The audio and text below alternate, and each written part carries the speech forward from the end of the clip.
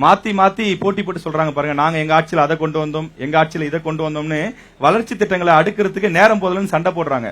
அவ்வளவு நலத்திட்டங்களை செஞ்சிருக்காங்க, வளர்ச்சி திட்டங்களை செஞ்சிருக்காங்க, சாலைகள் போட்டிருக்காங்க, குடிநீர் கொடுத்திருக்காங்க, பல விஷயங்களை செஞ்சு கொடுத்திருக்காங்க.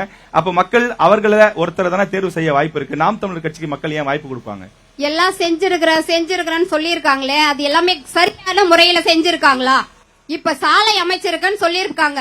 அந்த சாலை 10 நாள்லே தரமற்ற சாலையா தான் போயிடும். அணை கட்டியிருக்கேன்னு சொல்லியிருக்காங்க. எல்லா இடத்துலயுமே தான்.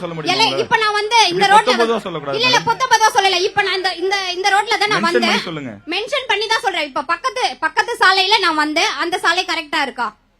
கரெக்டா தான் இருக்கு. கரெக்டா இருக்கா? நீங்க கரெக்டா போய் பாருங்க. கரெக்டா இருக்கா? இந்த வேலூர் மாவட்டத்துல எல்லா பகுதியும் சுற்றி பாருங்க. எல்லா பகுதியிலயும் சாலை கரெக்டா இருக்கா? அணை கட்டியிருக்கான்னு சொல்லியிருக்காங்கல்ல, எல்லா அணையும் தரமானதா இருக்கான்னு பாருங்க. இது பஸ் ஸ்டாண்ட் கட்டியிருக்கான்னு சொன்னாங்களே, அந்த பஸ் ஸ்டாண்ட்ல தண்ணி ஒழாம இருக்கான்னு பாருங்க. மருத்துவமனை கட்டியிருக்கான்னு சொன்னாங்க. அந்த மருத்துவமனையில தரமான மருத்துவர்கள் இருக்காருங்களா? தரமான செவிலியர்கள் இருக்காங்களா? போதுமான வசதி இருக்கான்னு போய் பாருங்க. இருக்கான்னு போய் பாருங்க. எல்லாமே வேலூர் மாவட்டத்தில் நிறைய மருத்துவமனை. எந்த மருத்துவமனை? இப்ப அடுக்கம்பறை மருத்துவமனையை எடுத்துக்குங்க. இப்போ அந்த அடுக்கும்பறை மருத்துவமனையில எல்லா வசதிகளும் இருக்கா? தரமா இருக்கா? ஒரு 5 வருஷத்துக்கு முன்னாடி நான் என் குழந்தைய கொண்டு போய் அந்த ஹாஸ்பிட்டல் அட்மிட் பண்ணேன். என் குழந்தைக்கு ஒரு சிகிச்சையும் பண்ணல. அவனுக்கு சளி மூக்குல ஃபுல்லா அடைச்சிருக்கு. அந்த சளியை வெளியில எடுக்கிறது சும்மா டியூப் மட்டும் போட்டு விட்டுட்டாங்க. அவ்வளவுதானே தவிர வேற எந்த ட்ரீட்மெண்ட்டுமே என் குழந்தைக்கு அவங்க பண்ணல.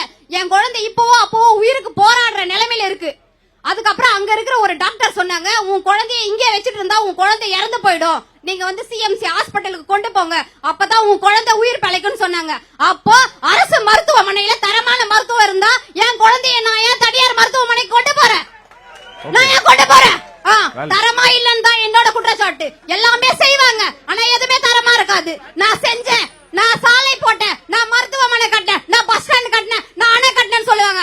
எதுவுமே தரமா இருக்காது. பாதி காசை கொள்ளை அடிச்சிட்டு இருப்பாங்க, பாதி காசுல தான் கட்டிருப்பாங்க. அது எப்படி தரமா இருக்கும்? தரமா இருக்க வாய்ப்பே இல்ல. நீங்க வேணா போயிட்டு ஆராய்ச்சியாளர்களை கூட்டிட்டு வந்து ஆராய்ச்சி பண்ணி பாருங்க.